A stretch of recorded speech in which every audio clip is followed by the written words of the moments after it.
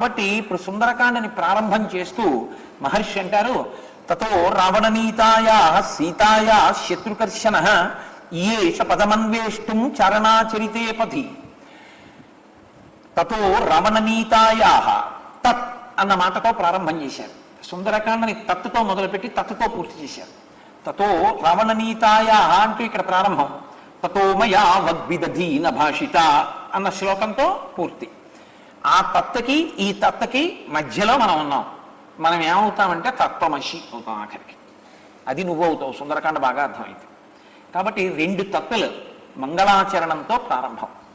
తతో రావణనీతాయా, రావణుని చేత అపహరింపబడినటువంటి సీతమ్మ తల్లి ఉన్న జాడ కనిపెట్టడం కొరకని శత్రువులను మర్దించినటువంటి హనుమ చారణులు ప్రయాణించేటటువంటి మార్గంలో ప్రయాణించి వెళ్ళడానికి సంకల్పించి ఉన్నారు. అది ఆ శ్లోకానికి బాహ్యార్థం.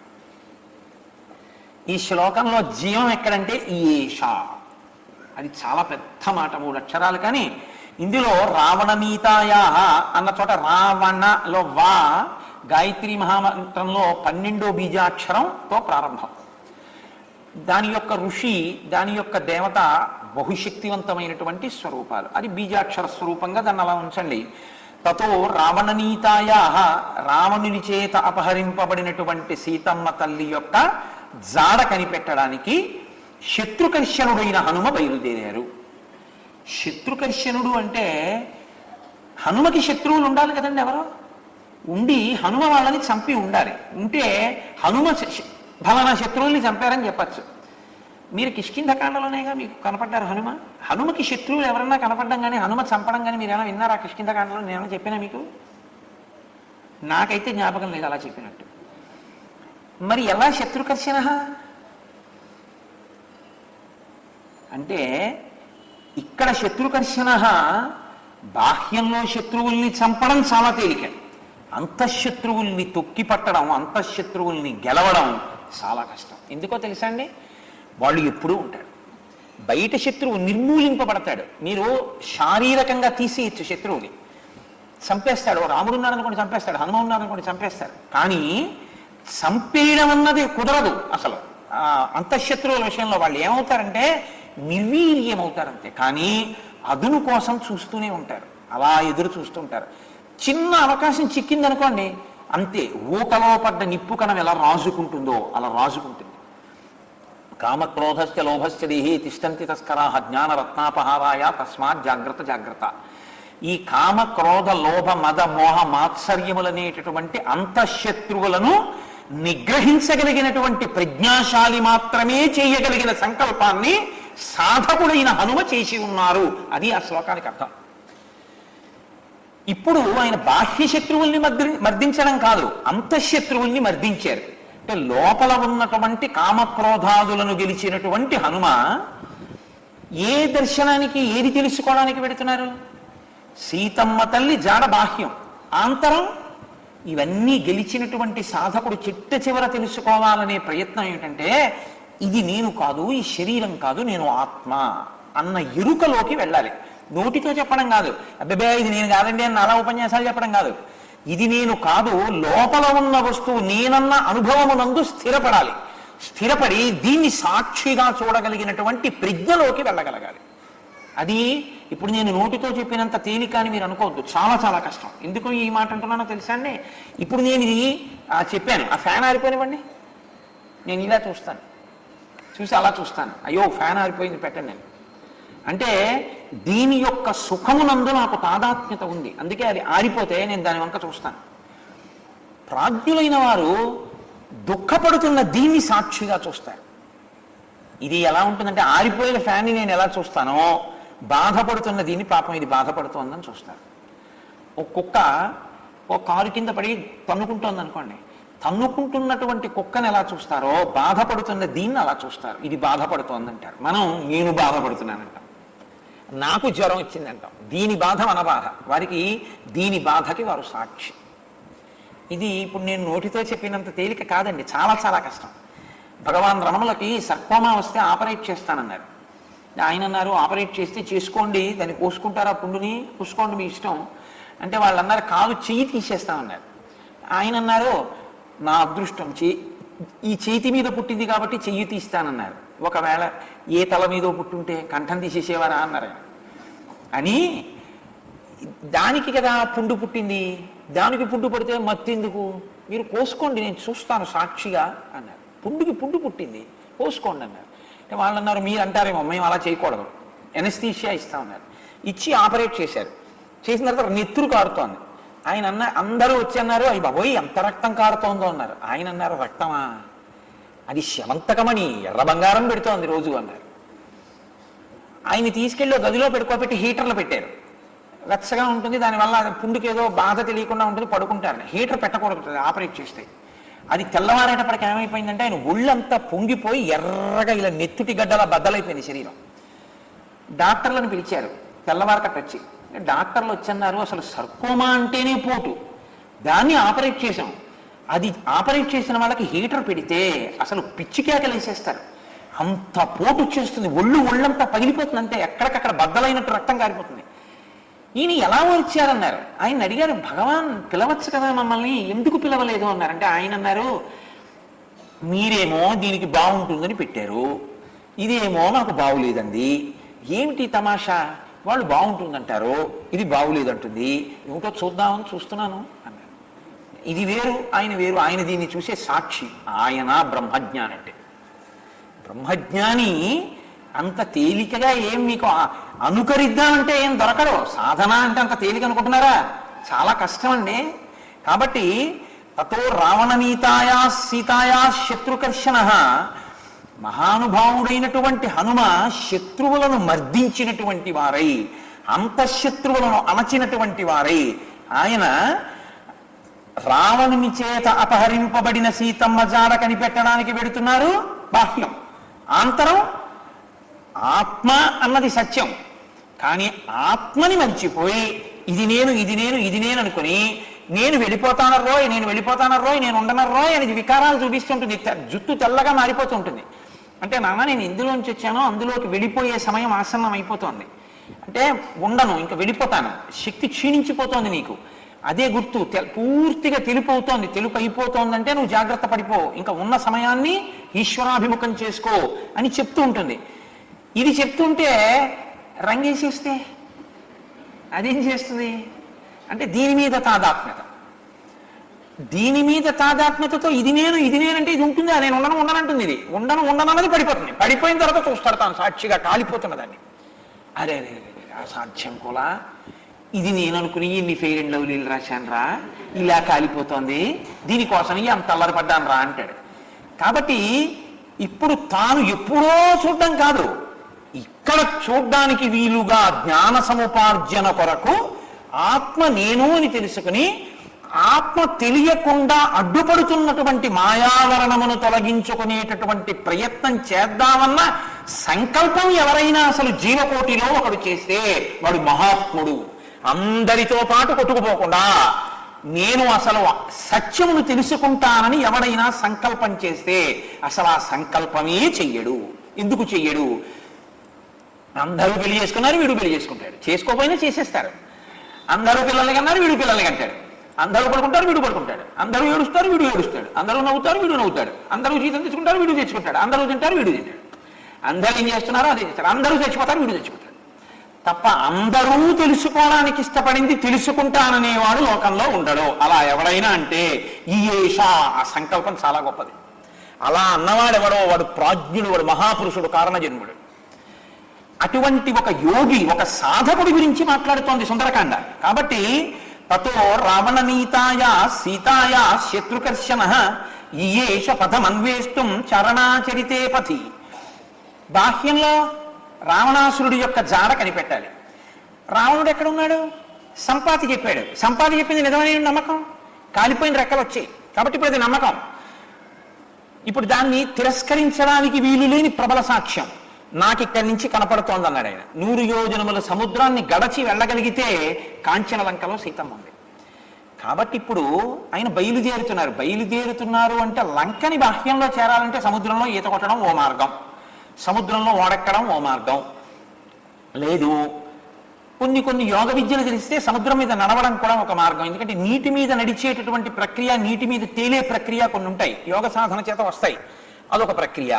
కాకుండా ఆకాశంలో వెళ్ళడం ఓ ప్రక్రియ. అసలు ఏదీ అంటుకోకుండా తాను పైనుంచి వెళ్ళిపోవడం అంటే ఈశ్వరుని యందు రమిస్తూ అన్నిటికీ సాక్షిగా ఉండి సాధన చేసేటటువంటి ప్రక్రియ, జ్ఞాన మార్గంలో వెళ్ళగలగడం.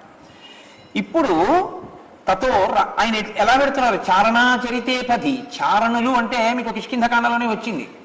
చారణులు అంటే వాళ్ళు ఎప్పుడూ కూడా లోకంలో మంగళకరమైనటువంటి వార్తలను తీసుకొచ్చి చెప్తూ ఉంటారు. మనం అది తెలుసుకోనప్పుడు వాళ్ళు వచ్చి చెప్తూ ఉంటారు. సుందరకాండలోనే కనబడ్డారు వాళ్ళు, హనుమకి కనబడ్డారు. సీతమ్మ కాలిపోయింది అనుకుంటుంటే చారణులు అనుకుంటూ వెళ్ళిపోతుంటే విని ఆయన సీతమ్మ బతికుంది అనుకున్నారు. చారణులు తిరిగే మార్గము అంటే భూమికి దగ్గరగా మంగళవార్తలు చెప్తూ తిరిగేటటువంటి అటువంటి వారి మార్గము. అటువంటి చారణులు ఎటు తిరుగుతారో అటు మార్గంలో ఈయన వెళ్ళారు. అంటే ఈయన కూడా శుభవార్త తీసుకొస్తారు వానరులకి. ఏమిటో శుభవార్త? సీతా దర్శనం అయింది, సీతమ్మ జాడ పట్టుకుని వస్తారు. కాబట్టి తతో రావణనీతాయా సీతాయా శత్రుకర్షణ ఈయేష పదమన్వేష్టం చారణాచరితే పథి దుష్కరం నిష్ప్రతిద్వంద్వం చికీర్షం కర్మవానరః సముద్ర శిరోగ్రీవో గవాం పతిరివా బభౌ. మహర్షి అంటారు, దుష్కరం, అసలు ఈ పని చేద్దామని ఎవడు అనుకోడు. ఎవడూ చేద్దామనుకోని పని ఏది ఉందో అది ఈయన చేద్దాం అనుకుంటున్నారు. ప్రతివాడు ఇంతకన్నా సుఖం ఉంటుందా, ఇంతకన్నా సుఖం ఉంటుందా, ఇంతకన్నా సుఖం ఉంటుందా అని అడుగుతాడు. అందరూ అయ్య బాబోయ్ అన్నదేదో ఈయన దాన్ని చేయడానికి సిద్ధపడుతున్నారు. 100 యోజనముల సముద్రం మీద ఎగురుతానంటున్నారు. ఆత్మ యొక్క అనుభవాన్ని పొందుతానంటున్నారు ఆంతరమనందు. కాబట్టి దుష్కరం నిష్ప్రతిద్వంద్వం చికీర్షం కర్మవానరః, సాటిలేని పనిని సాధించడం కోసమని ప్రయత్నిస్తున్నటువంటి హనుమ ఒక వృషభము అంటే ఒక ఎద్దు ఎంత ఠీవిగా పర్వత శిఖరం మీద నిలబడుతుందో, నిలబడినప్పుడు ఇలా తల ఎత్తి ఎలా నిలబడుతుందో అలా తల ఎత్తి ఆయన నిలబడి ఉన్నారు. దీని అర్థం ఏమిటో తెలుసా అండి? వృషభము నందీశ్వరుడు. నందీశ్వరుడైనటువంటి వృషభము ఏదైతే ఉందో, గవాంపతి అంటే నందీశ్వరుడు. నందీశ్వరుడికి ఒక ప్రత్యేకమైనటువంటి లక్షణం ఉంది. ఆయన జన్మ పశువుగా, కానీ నందీశ్వరుడు జన్మించడం సామాన్యుడిగా జన్మించాడు. ఆయన ఒక ఆలయంలో నిలబడినప్పుడు ఒక పశుస్వరూపంగా నిలబడి ఉంటాడు, కానీ లోకానికి పృష్ఠభాగం ఇస్తాడు, ఈశ్వరుడి మీద దృష్టి పెడతాడు. నంది చూడండి, నంది వెనకాల ఏముంటుంది? లోకమంతా ఉంటుంది. నంది చూపుల్లో ఎవరుంటారు? శివలింగం ఉంటుంది. నంది ఎప్పుడు మేళం చేయండి, కళ్యాణం చేయండి, పిడుగులు పండివ్వండి, వాన పండివ్వండి, రోహిణీ కార్తీ రానివ్వండి, అంటుకు పోతుందనివ్వండి, కార్తీక మాసం వచ్చిందని యుక్తాయుక్త విచక్షణ లేకుండా నంది తోక కిందకి తీసుకెళ్లి దీపాలు పెట్టనివ్వండి, అరటిపండు తీసుకెళ్లి ఆయన పాపం ఏదో మనం పెడితే తప్ప బతకలేని వాడు అనుకుని అరటిపండు ముద్దలు తీసుకెళ్లి ఆయన మూతికి రాసేయండి, గాజు ఈగలు వచ్చి ముక్కులో దేరనివ్వండి, ఆయన మాత్రం అలాగే శివలింగాన్ని చూస్తూ ఉంటాడు. ఏం చేసినా ఆయన దృష్టిలా తిప్పరు. దృష్టి తిప్పకుండా శివుణ్ణే చూసేటటువంటి నందీశ్వరుడు ఎలా ఉంటాడో, దృష్టి తిప్పవలసినవి ఎన్ని కనపడినా తిప్పకుండా సీతమ్మ దర్శనమే చెయ్యగలిగిన ప్రజ్ఞ ఉన్నవాడు వెడుతున్నాడు. అసలు ముందు ఆ సునిశ్చిత ప్రజ్ఞ అంటే అన్నిటినీ చూస్తున్నా అన్నిటిలో ఆవిడ్ని చూడడం, ఆవిడ్ని వెతకడం. విశ్వమునందు విశ్వనాథుణ్ణి వెతకాలి, లోకమునందు లోకేశ్వరుణ్ణి వెతకాలి. మీరు ఎక్కడ వెతుకుతారు? ఇదే ఈశ్వరుడిగా కనపడాలి. ఇది ఇదిగా కనపడినంతకాలం మాయ, ఇది ఇదిగా కనపడకుండా ఇదంతా ఒకటిగా ఈశ్వరుడిగా కనపడింది అనుకోండి, ఈశ్వరుడు యొక్క అనుగ్రహాన్ని మీరు పొందేసినట్టు. కాబట్టి ఇప్పుడు ఆ దృష్టితో ఆయన వెడుతున్నారు. ఇది గవాం పతిరివా బభౌ, అటువంటి దృష్టికోణంతో ఒక నందీశ్వరుడు వెళ్ళినట్టు వెడుతున్నారు. కాదు, నందీశ్వరుడే శాపం ఇచ్చాడు. ఓరి రావణ, రేపొద్దున్న నీ ప్రాణం తీయడానికి వానరులు వస్తారు అన్నారు. ఆ శాపమిచ్చినటువంటి ఏ రుద్రతేజస్సుతో కూడిన నందీశ్వరుడు ఉన్నాడో ఆ నందీశ్వరుడు పరమశివుడు అభేదం. అందుకే నందికి శివుడికి మధ్యలోకి వెళ్ళాం. ఆ నందీశ్వరుడే, ఆ శివుడే అష్టమూర్తుల యందు వాయువు ఒకటి కనుక ఆయనే వాయుస్వరూపంగా తన తేజస్సుని అంజనాదేవి యందు పెట్టి పుత్రుడిగా పుడితే ఆత్మావై పుత్రనామాసి కనుక శివుడు ఇప్పుడు హనుమగా ఉన్నారు కనుక శివుడికి నందికి అభేదం కనుక నందియే లంకాపట్టణానికి వెడితే లంక యొక్క వినాశనము, రావణాసుని పతనము ప్రారంభమవుతోందని గుర్తు. లంక ఇన్నాళ్ళు ఇతరుల్ని ఏడిపించింది, లంక ఏడవడం మొదలవుతోంది. లంకలో ఇప్పటి వరకు ఏడుపులు లేవు. లంక ఏం చేస్తుందంటే ఇతరుల్ని ఏడిపిస్తుంది. ఇంకిప్పుడు లంక ఏమవుతోందంటే ఏడవడం మొదలు పెడుతోంది. ఎందుకని? ఇప్పటి వరకు ఏడిపించడమే, లోకాన్ని అరిచేటట్టు చేయడమే. రావయతి అసత్ప్రలాపం కరయతీతి రావణ, వాడు పెద్దగా అరిచాడు కాబట్టి రావణ అని పేరు వాడికి. అటువంటి వాడు మొదటిసారి ఏడిచాడు జీవితంలో. కొడుకు చచ్చిపోయాడు. తన వాళ్ళు చచ్చిపోవడం అంటే ఏమిటో అప్పుడు తెలిసి వచ్చింది వాడికి. ప్రహస్తుడి చంపారు హనుమ. లంకను తప్పి కాల్చారు. లంకలో ఏడవని వాళ్ళు లేరు. అందరినీ ఏడిపించిన వాళ్ళందరినీ ఏడిపించేవాడు బయలుదేరుతున్నాడు. నందీశ్వరుడు కపిరూపంలో వెడుతున్నాడు. ఇది చెప్పడానికి గవాంపతిరిబా భవౌ, ఇదేం సామాన్యమైన పని కాదు.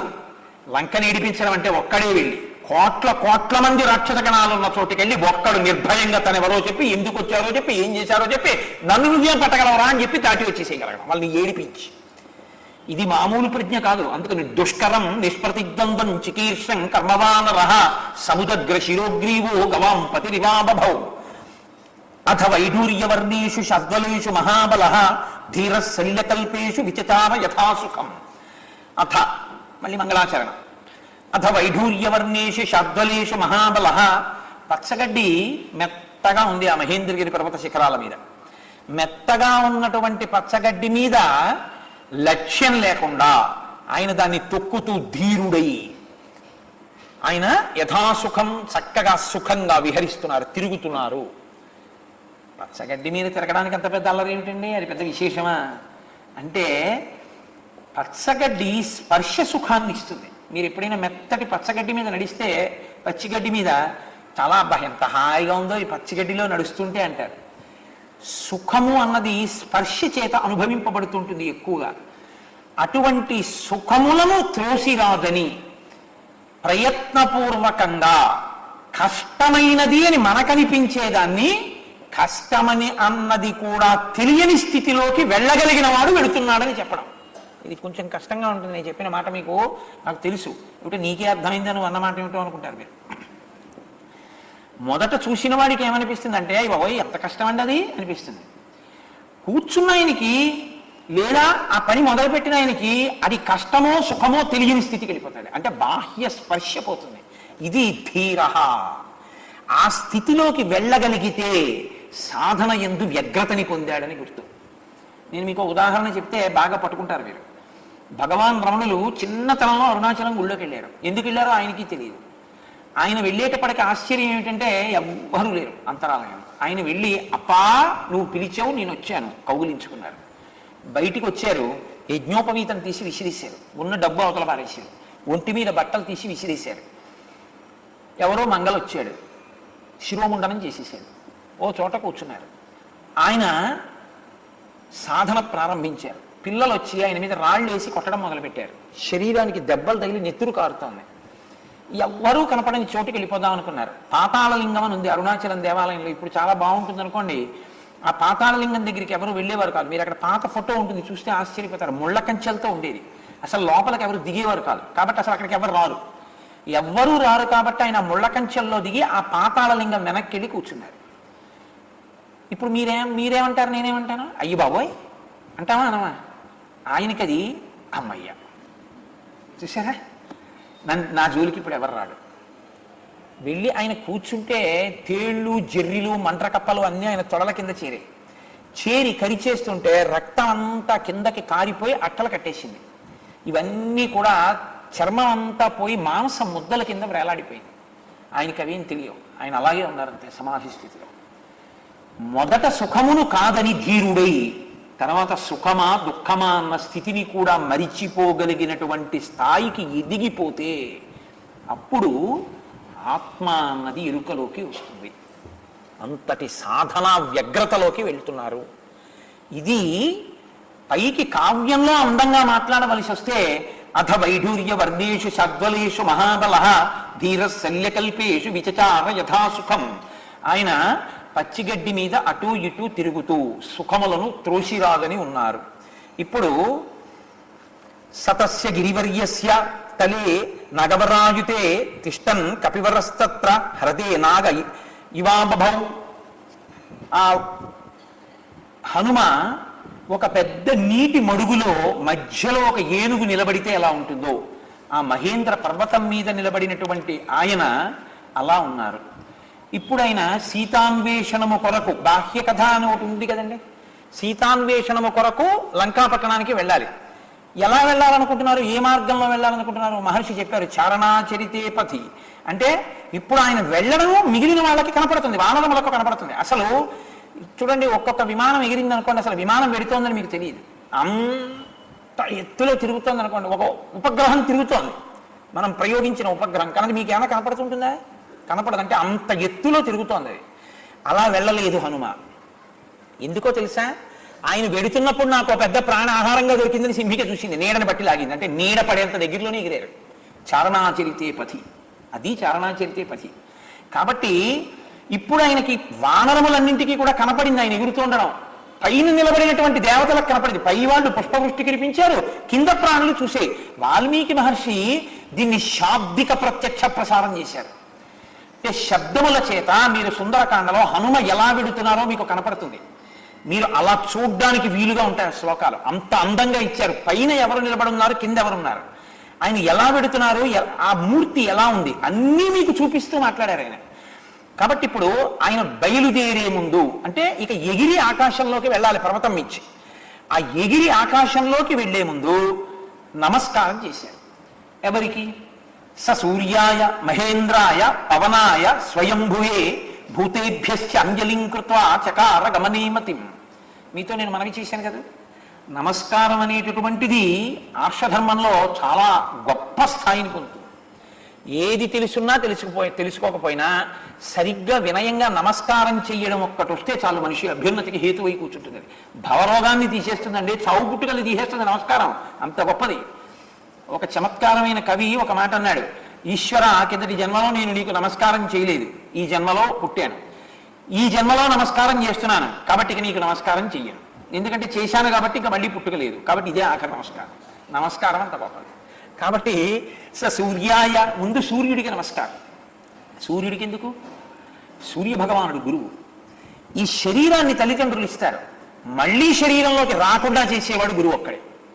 అందుకే గురువు ఇచ్చినటువంటి అనుగ్రహం ఏదుందో దానితో తుల్యమైంది ఇవ్వగలిగిన వాళ్ళు ఇంకెవ్వరు లేరు. కాబట్టి స సూర్యాయ, ముందు సూర్య భగవానుడికి నమస్కారం గురువు గారికి. మహేంద్రాయ, ఇంద్రుడికి నమస్కారం. ఇంద్రుడు ఇంద్రియములలో కొన్నింటికి అధిపతి అయి ఉంటాడు, కాదు పైన దేవలోకానికి అధిపతి అయి ఉంటాడు, ఆయన అనుగ్రహం కావాలి. ప్రత్యేకించి చేతికి ఆయన అధిపతి ఇంద్రుడు. ఈ చేత్తోనే కదా ఇవ్వాలి ఉంగరం, ఈ చేత్తోనే కదా పుచ్చుకోవాలి ఆభరణం. కాబట్టి స సూర్యాయ మహేంద్రాయ, బాహ్యమునందు మహేంద్రుడికి నమస్కారం.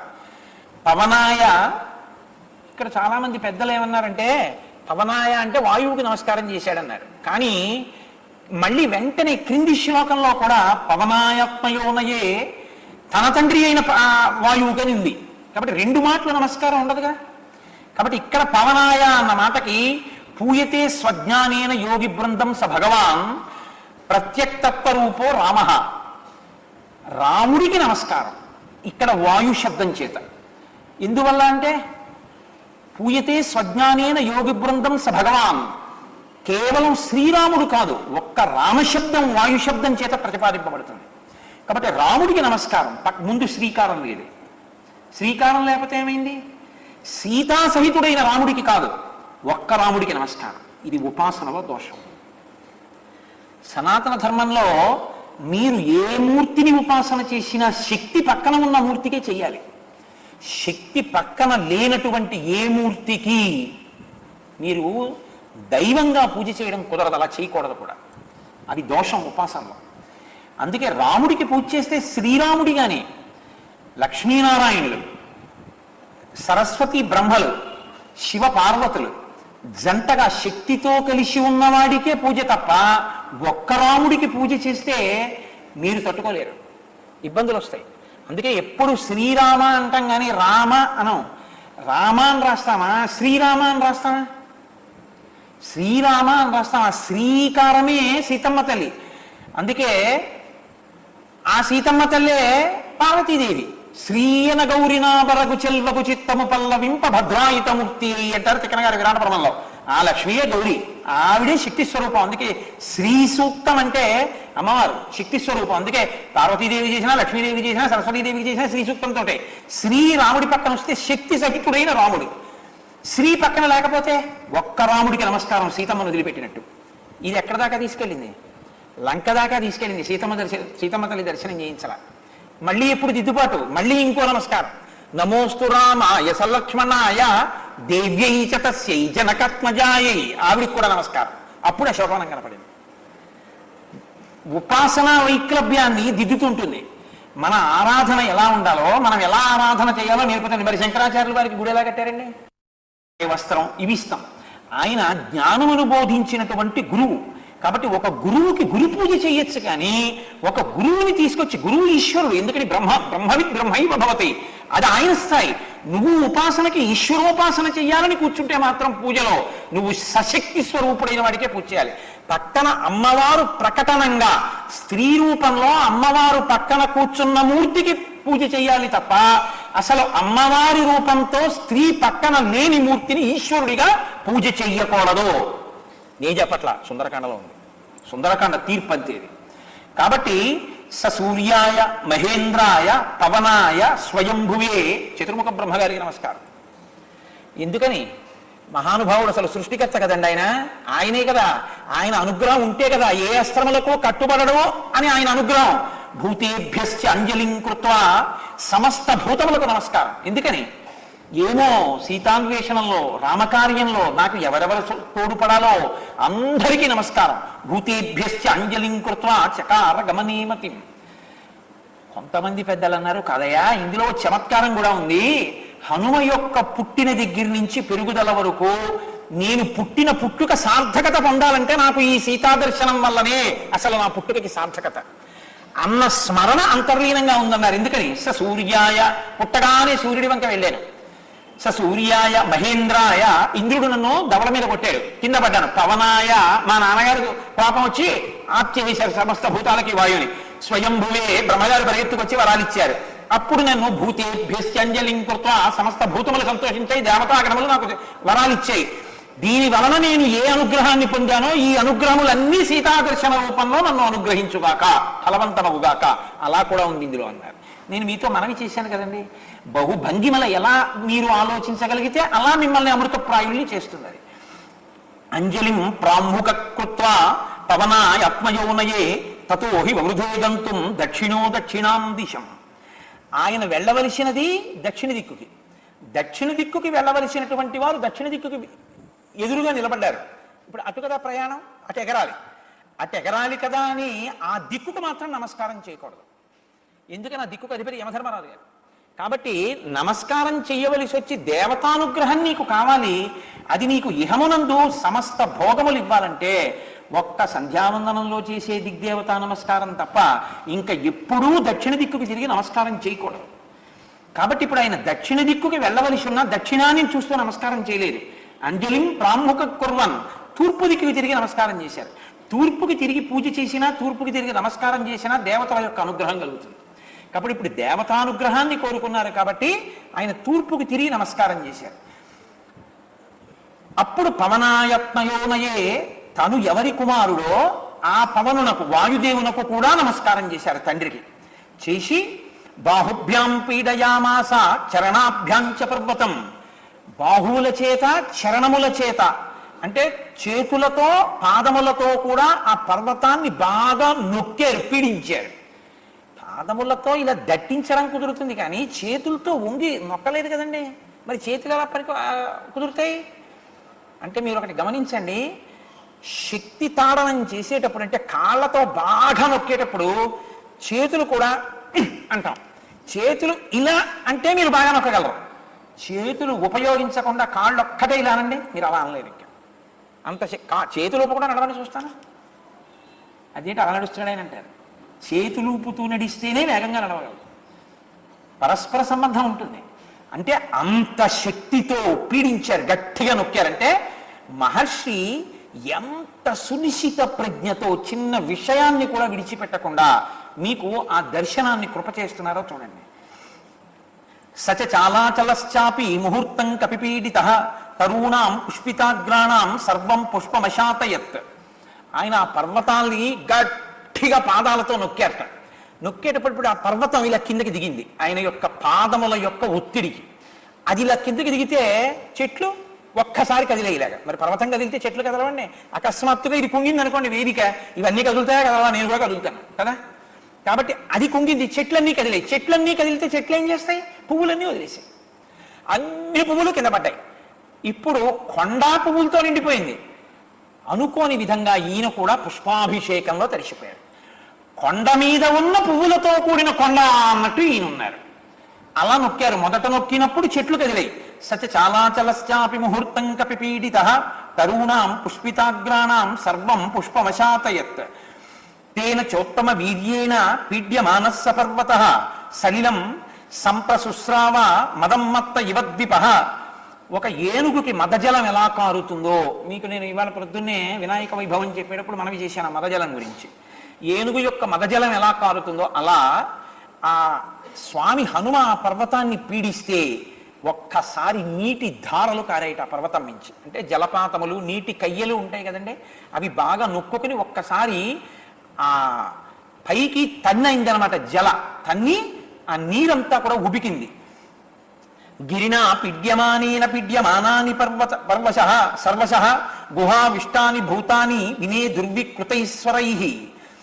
ఆయన గట్టిగా పర్వతాన్ని ఇంకా నొక్కారు. ఒక మాట నొక్కి విడిచిపెట్టగా మళ్ళీ ఎగరడం కోసమని. పర్వతం నొక్కడం ప్రయోజనం కాదు, ఆ 100 యోజనములు వెళ్ళడానికి సరిపడనంత వేగాన్ని పుంజుకోవడానికి ముందు సిద్ధపడుతున్నారు. ఒక విమానం ఉందనుకోండి, టేక్ ఆఫ్ అని ఉంటుంది, వెళ్ళిపోవాలి ఆకాశంలోకి. వెళ్ళిపోవాలి అంటే అకస్మాత్తుగా ఉన్నదన్నట్టు ఇలా ఎగరదు. ముందు వేగంగా భూమి మీద పరిగెత్తి మెల్లిగా భూమి నుంచి ఇలా ఏటవాలుగా ఆకాశంలోకి లేస్తుంది. లేచి తాను కావలసిన ఎత్తుకి వెళ్ళానన్న తర్వాత అక్కడికి వెళ్ళిన తర్వాత అలా నిలబడి అలా ప్రయాణం మొదలు పెడుతుంది. వేగంగా భూమి మీద పరిగెత్తి భూమిని విడిచిపెట్టినట్టు పర్వతం నుంచి ఎగిరే ముందు పర్వతాన్ని బాగా ఒక్కసారి తొక్కి చూస్తున్నారు ఆయన, ఇంకా ఎగురుతారనమాట. కాబట్టి ఇప్పుడు ఇంకొక మాట తొక్కారు గట్టిగా. తొక్కితే గిరినా పిడ్యమానేన పిడ్యమానాని సర్వశ గుహావిష్టాని భూతాని వినే దుర్వికృతైశ్వరై.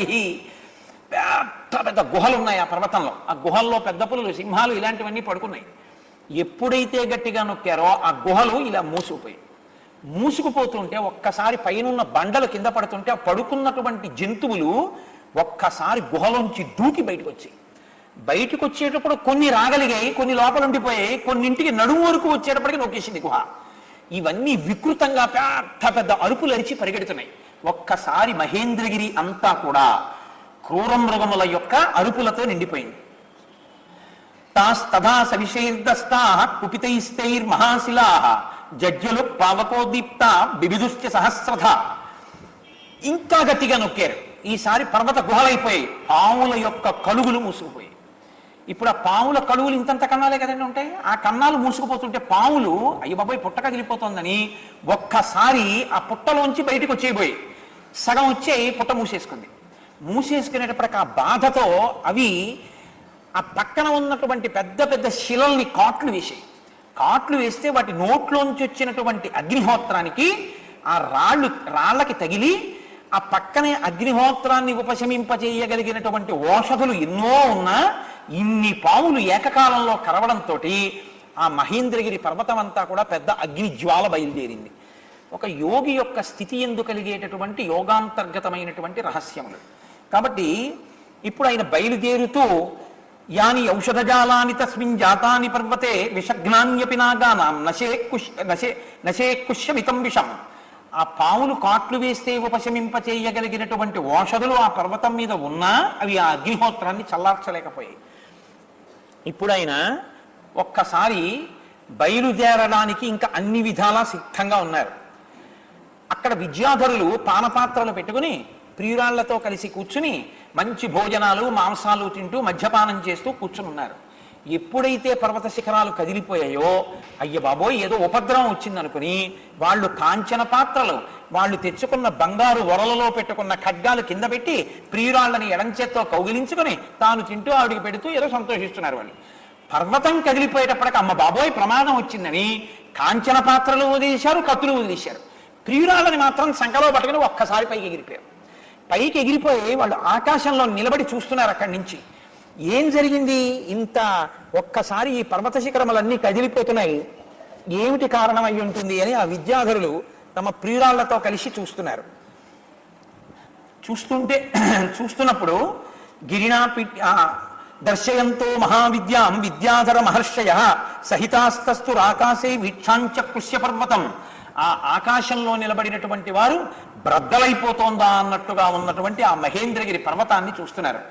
ఏష పర్వత సంకాశో హనుమాన్ మారుతత్మజ తితీష్యతి మహావేగ సముద్రం మకరాలయం. ఒక పర్వతం నుంచి బయలుదేరుతోందా అన్నట్టుగా ఉన్నటువంటి ఆ హనుమ మొసళ్లతో కూడినటువంటి ఆ సముద్రం మీద ఎగరడానికి సిద్ధపడుతున్నారు అపారమైన వేగంతో. రామార్థం వానరర్థం చకీర్షం కర్మ దుష్కరం సముద్రస్య పరం పారం దుష్ప్రాపం ప్రాప్తుమిచ్చతి. ఏమి మహానుభావుడయ్యా ఈయన! రాముని కొరకు, వానురుల కొరకు తను ఇంత కష్టపడుతున్నా, తను ఇంత క్లేశపడుతున్నా పట్టించుకోకుండా రామకార్యం కోసం, వానురుల కోసం 100 యోజనముల సముద్రాన్ని గడచి వెళ్ళడానికి సిద్ధపడుతున్నాడు. ఎంతటి మహాపురుషుడు అని ఆ విద్యాధురులందరూ కీర్తిస్తున్నారు. దుదువేచ సరోమానీ చకంపే చాచలోపమః ననాద సుమహానాదం సుమహానివతో యదః బాహూ సంస్తంభయామాస మహాపరిగసన్నిభౌ సపాదచ కపి కట్యాం చరణౌ సంచుకోచ మార్గమాలోకయన్ దూరాత్ ఊర్ధం ప్రణిహితే క్షణః రురోధ హృదయే ప్రాణాన్ ఆకాశమవలోకయన్. ఆయన ఇంకా బయలుదేరడానికి సిద్ధపడి 2 పాదములను ఆ పర్వత శిఖరాలకి గట్టిగా తొక్కి పెట్టారు. ఒక్కసారి మోకాళ్ళు వంచారు, బలాన్ని తొడల్లోకి బాగా లాక్కుంటున్నారు, నడుము సన్నం చేశారు, ఊపిరి బాగా తీసి కుంభకంలో బిగపట్టారు, గుండెని ఊపిరి నిండా నింపి ఆ వాయువుని కుంభించారు. కుంభించి ఇక బయలుదేరడానికి సిద్ధంగా 2 చేతులు ముందుకి చాపారు. ఆ తోకని ఒక్కసారి పైకెత్తి ఇలా ఊపారు. ఆ తోకని నేలకేసి ఠపీమని కొట్టారు. 2 కన్నులతోటి అదే పనిగా ఆకాశంలోకి తాను వెళ్ళవలసినటువంటి మార్గం వంక చూస్తున్నారు. ఒంటి మీద ఉన్నటువంటి వెంట్రుకలన్నీ నిక్కపొడుచుకుని ఉన్నాయి. సన్ననైనటువంటి నడు, బిగించబడినటువంటి పరిఘల్లాంటి బాహువులు, అలా నిలబడి ఇక ఎగరడానికి సిద్ధంగా ఉన్నారు. అటువంటి స్థితిలో కింద ఉన్నటువంటి వానరులందరూ ఆశ్చర్యంగా ఆయన మూర్తిని చూస్తున్నారు. ఆయన ఒక్కసారి కిందకి చూశారు. చూసి వాళ్లతో అంటున్నారు, యథా రాఘవ నిర్ముక్త శరశ్వసన విక్రమ గచ్చే తత్తద్గమిష్యామి లంకాం రావణ పాలితాం నహి ద్రక్ష్యామి యది తాం లంకాయాం జనకత్మజాం అనేనైవ హి వేగేన గమిష్యామి సువాలయం బద్ధ్వా రాక్షస రాజానం ఆనయిష్యామి రావణం సర్వదా కృతకార్యోహాం ఏష్వామి సహసీతయా ఉత్పపాతాధవేగేన వేగవాన్ అభిచారయన్ సుపర్ణ వివచాత్మానం మేనేశ కపికుంజర. ఆయన అక్కడ ఉన్నటువంటి వానరులతో అంటున్నారు, యథారాఘవ నిర్ముక్త శరస్వసన విక్రమ. రామచంద్రమూర్తి తన ఎడమ చేతితో బంగారు కోదండాన్ని పట్టుకుని వింటినారి విప్పి తన కోదండం కింద కట్టి ఆ వింటినారిని ఆకర్ణాంతము లాగి విడిచిపెట్టేటటువంటి బంగారు బాణము ఏ విధంగా ప్రయాణించి లక్ష్యం మీద పడుతుందో, మధ్యలో ఆగదో, అలా నేను కూడా లంకా పట్టణాన్ని చేరిపోయి రామకార్యాన్ని సాధిస్తాను. ఇప్పుడు నాదా బలం? రాముడి చేతి నుంచి విడువబడినటువంటి బాణం యొక్క బలం రాముడి బలమా? రాముడి బలం బాణంలోకి ఎడుతుంది. రామబాణం కార్యాన్ని సాధిస్తే అది రామబాణం గొప్పతనం కాదు, రాముడి గొప్పతనం. రాముడి పరాక్రమం బాణంలోకి వెళ్ళింది. అలా నేను ఈ 100 యోజనముల దూరాన్ని వెడుతున్నాను అంటే అది నా గొప్ప కాదు, రామచంద్రమూర్తి గొప్ప. అది ఆయన భక్తి. కాబట్టి యథా రాఘవ నిర్ముక్త శరస్వసన విక్రమ గచ్చేత్తద్గమిష్యామి లంకాం రావణ పాలితాం నహి ద్రక్ష్యామి ఇది లంకాయాం జనకత్మజాం అనేనైవ హి వేగేన గమిష్యామి సువాలయం బద్ధ్వా రాక్షస రాజానాం ఆనయిష్యామి రావణం సర్వదా కృతకార్యోహాం ఏష్వామి సహసీతయా. నేను ఇది ధృతి అంటారు, అంటే మొక్కలోని పట్టుదల, చెదిరిపోకుండా గుండె నిబ్బరంతో నిలబడగలిగినటువంటి ప్రజ్ఞ. నేను ఇక్కడి నుంచి బయలుదేరి కాంచనలంకను చేరుకుని 4 అంగుళాలు కూడా విడిచిపెట్టకుండా రావణ పాలిత అయినటువంటి లంకాపట్టణాన్ని వెతికినప్పుడు నాకు సీతమ్మ తల్లి జాడ కనపడకపోతే లంకాపట్టణం నుంచి బయలుదేరి స్వర్గలోకానికి ఎడతాను, అక్కడ కూడా వెతుకుతాను. సీతమ్మ తల్లి జాడ అక్కడ కూడా కనపడకపోతే మళ్ళీ లంకాపట్టణానికి వచ్చి 10 తలల పురుగు రావణాసురుణ్ణి పట్టి ఈడ్చి తీసుకొచ్చి ప్రశ్రవణ పర్వతం మీద కూర్చున్న రామచంద్రమూర్తి యొక్క పాదార విందముల యందు పారేసి వాడితో చెప్పిస్తాను ఎక్కడ దాచాడో సీతమ్మని.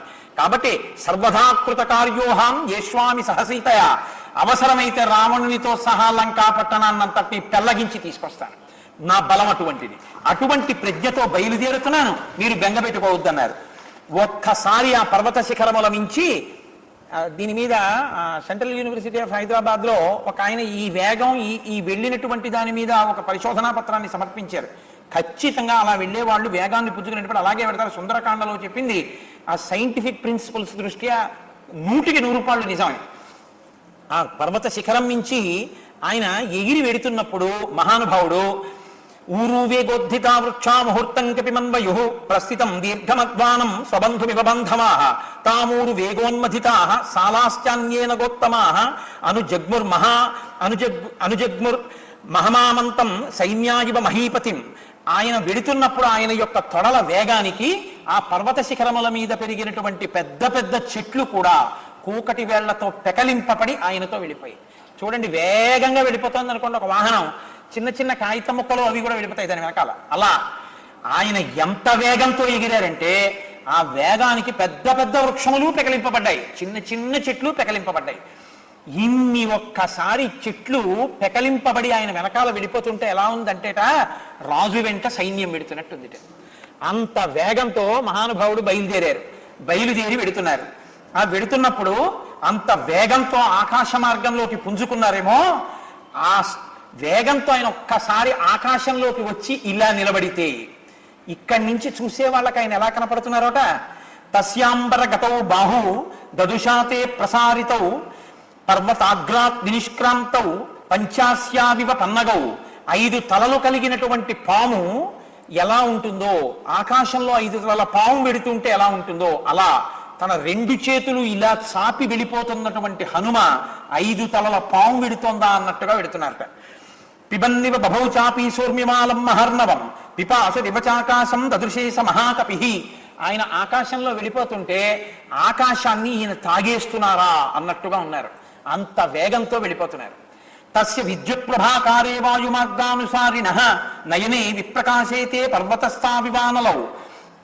అలా వెడుతున్నప్పుడు బాగా చీకటిగా ఉన్నప్పుడు ఒక పర్వతం దగ్గర నిలబడి చూస్తే దూరంగా పర్వత గుహలో 2 కొరవులు కాలుతున్నాయి అనుకోండి, ఆ వెలుగుతున్న 2 మంటలు చీకటి గుహలో ఎలా కనపడతాయో ఆకాశ మార్గంలో వెళ్ళిపోతున్నటువంటి హనుమ యొక్క 2 కళ్ళు పచ్చగా మెరిసిపోతూ అలా కనపడుతున్నాయి. అంటే ముందు నుంచి చూపించారు.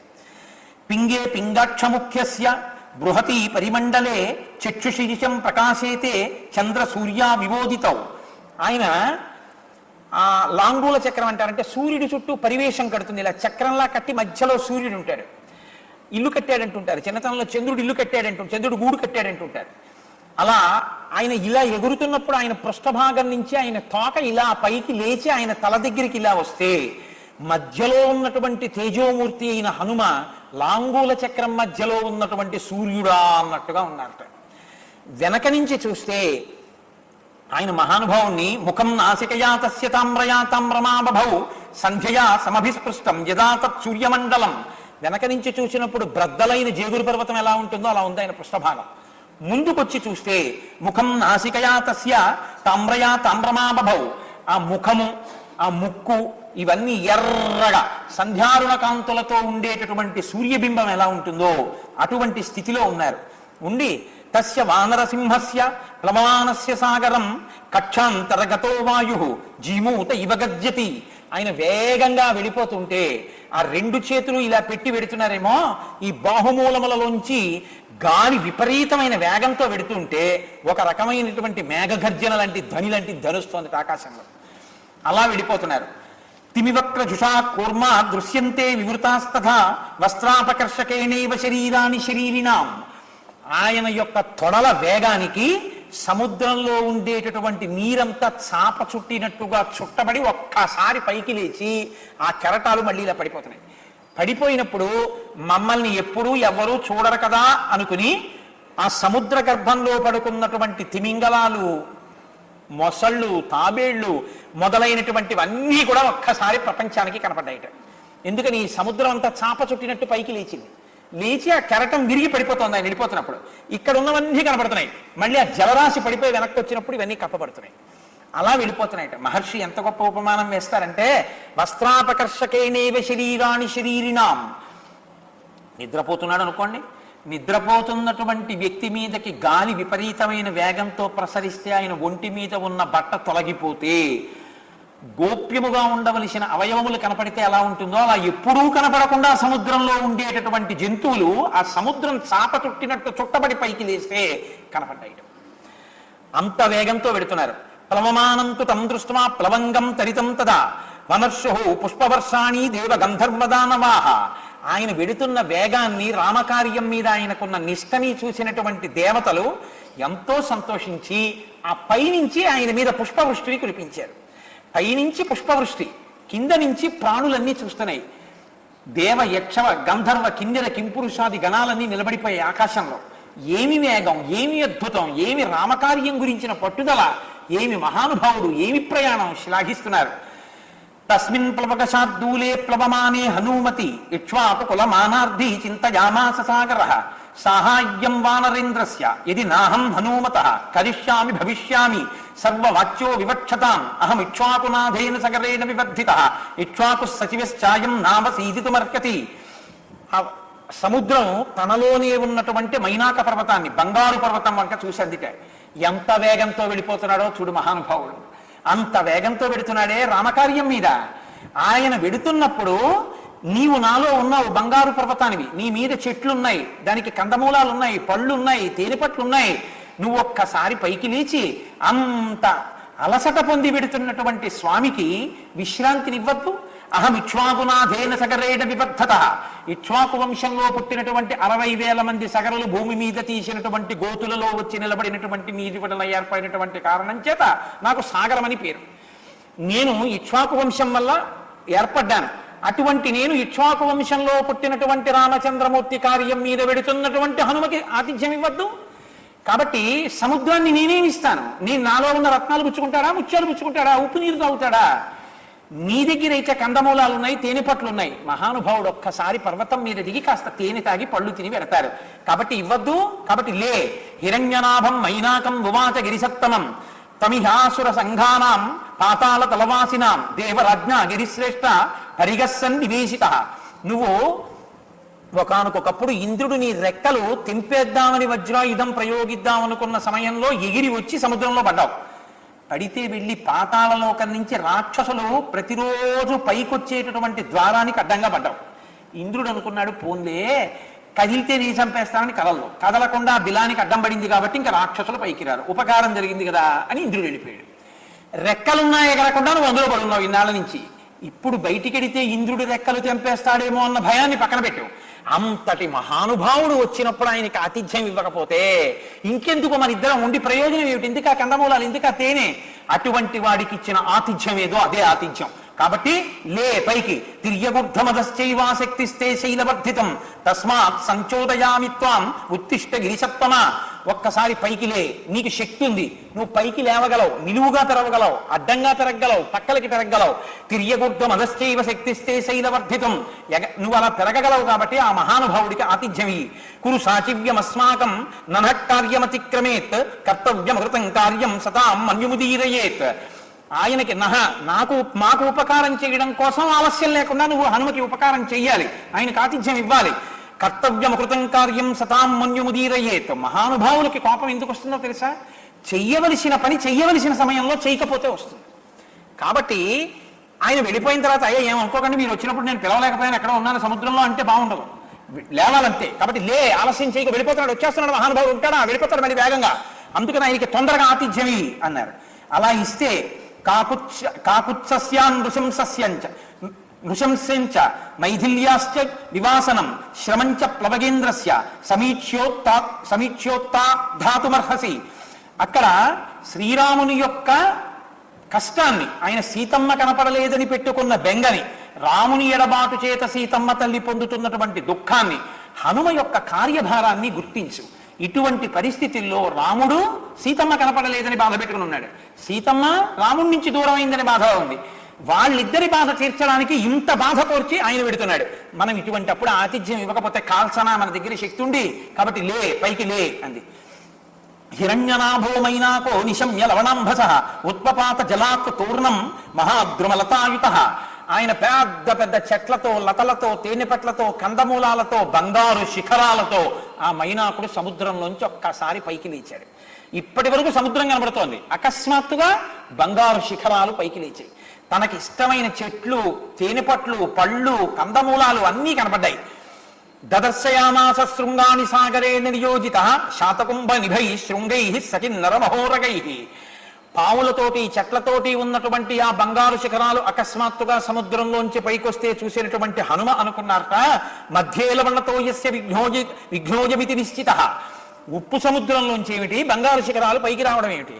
కాబట్టి ఇది ఖచ్చితంగా విఘ్నమే. నేను రామకార్యం మీద వెడుతున్నప్పుడు ఆ కార్యము జరగకుండా చూడడానికి ఎవరో నాకు అడ్డొచ్చారనుకున్నారు.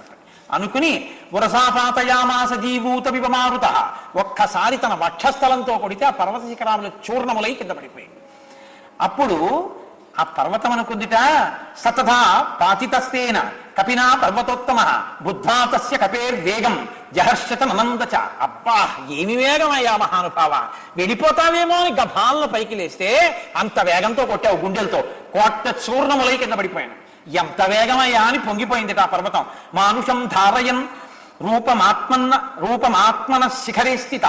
మనుష్య రూపాన్ని పొంది తన శిఖరం మీద తానే నిలబడ్డాడు మైనాకుడు.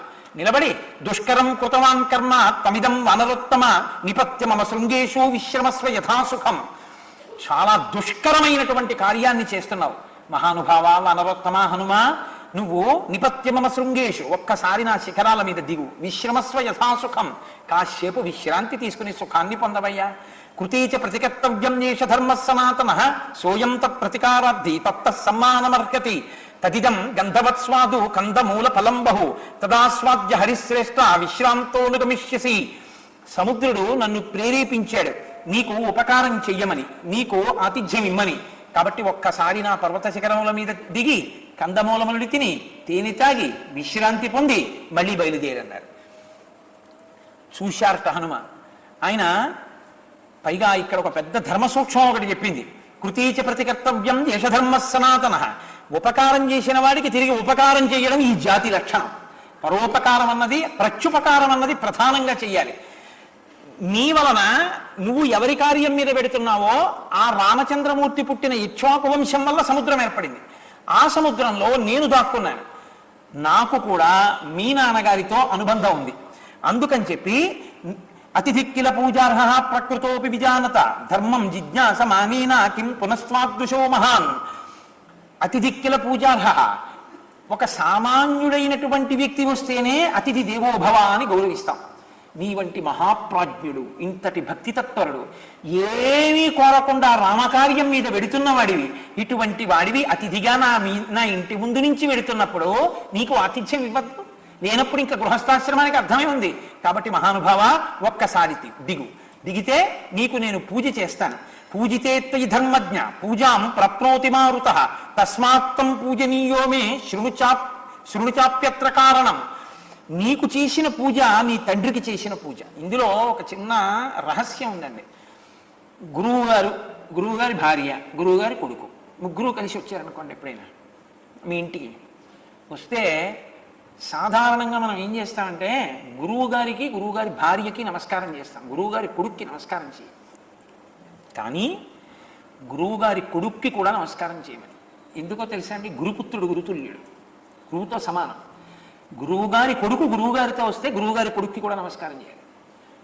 అది ధర్మ సూక్ష్మం. నేను మీతో యథార్థం మనవి చేస్తున్నాను. అలాగే గురువుగారి భార్య మీకన్నా చిన్నదై ఉండొచ్చు, కానీ ఆమె వందనీయురాలు, ఆమెకు నమస్కారం చేయాలి. ఆవిడ ఎంత శక్తి కలిగింది, ఆవిడ ఎంత చదువుకుంది, ఆవిడకి ఏం తెలుసన్న ఆలోచన ఎప్పుడూ రాకూడదు. గురుపత్ని తల్లితో సమానం. అందుకని తల్లికి చేసిన నమస్కారం కన్నా కూడా ఎక్కువ ఫలితం గురుపత్నికి చేసిన నమస్కారం వల్ల వస్తుంది. కాబట్టి నీకు చేసిన పూజ వాయువుకి చేసిన పూజ. వాయువుతో నాకు మిత్రత్వం ఉంది, వాయువు నాకు ఉపకారం చేశాడు. కాబట్టి నేను నీకు ఉపకారం చేయొద్దు. నేను నీకు పూజ చేస్తే నీ తండ్రికి పూజ చేసినట్టు. కాబట్టి మహానుభావ నీకు నేను పూజ చెయ్యాలి. ఏమిటి మిత్రత్వం మా నాన్నగారితో నీకు అంటావా? పూర్వం కృతయుగే తాత పర్వతా పక్షిణో భవన్ తేహి జగ్ముర్దిశ సర్వా గరుడానిలవేగిన తతస్తేషు ప్రయాతేషు దేవ సంఘా సహర్షిభి భూతాని చ భయం జగ్ముః తేషాం పతనశంకయ తత క్రుద్ధ సహస్రాక్ష పర్వతానాం శతక్రతుః పక్షాం చిచ్ఛేద వజ్రేణ తత్ర తత్ర సహస్రశః. పూర్వకాలంలో కృతయుగంలో పర్వతాలకి రెక్కలు ఉండి గరుత్మంతుడిలాగా వేగంగా ఎక్కడికి కావాలంటే అక్కడికి వెళ్ళిపోతుండేవి. అక్కడెక్కడో రామాయణం చెప్తున్నారంటే విందామని కూడా వచ్చి దిగేవి. దిగితే ప్రమాదం కదండి, పర్వతాలు దిగితే. అందుకని జనమందరూ గొడవ పెట్టేసి ఇంద్రుడికి చెప్పుకున్నారు. ఇంద్రుడు పర్వతాలు ఎగరకుండా ఎక్కడుండే అక్కడే ఉండేటట్టు చేస్తానని వాటి రెక్కలన్నీ తెలియసాడు. అన్ని పర్వతాలకి రెక్కలు పోయాయి. చిట్ట చివర మైనాక పర్వతం దగ్గరికి వస్తున్నాడు, దాని రెక్కలు కూడా కత్తిరిద్దామని. రెక్కలు ఉండి నేను ఎగరలేకపోయాను భయం చేత. రెక్కలు ఉండి నేను ఎగరలేని పరిస్థితుల్లో నీ తండ్రి వాయుదేవుడు నన్ను ఎత్తి తీసుకెళ్లి సముద్రంలో పారేశాడు కనపడకుండా. నేను రాక్షసులు భూమి మీదకి వచ్చే మార్గానికి అడ్డుపడ్డాను అని ఇంద్రుడు నన్ను విడిచిపెట్టేశాడు, నా రెక్కలు కత్తిరించలేదు. ఆనాడు వాయువు నన్ను రక్షించాడు. నీ తండ్రి నన్ను సముద్రంలో పడేశాడు, నా రెక్కలు మిగిలే. కాబట్టి ఇప్పుడు ఆ తండ్రికి కొడుకువి నువ్వు. ఆ తండ్రి కొడుకు వస్తున్నప్పుడు కొడుకుకి పూజ చేస్తే తండ్రికి చేసినట్టే, కొడుక్కి నమస్కారం చేస్తే తండ్రికి చేసినట్టే. కాబట్టి నీకు నేను చెయ్యొద్దు.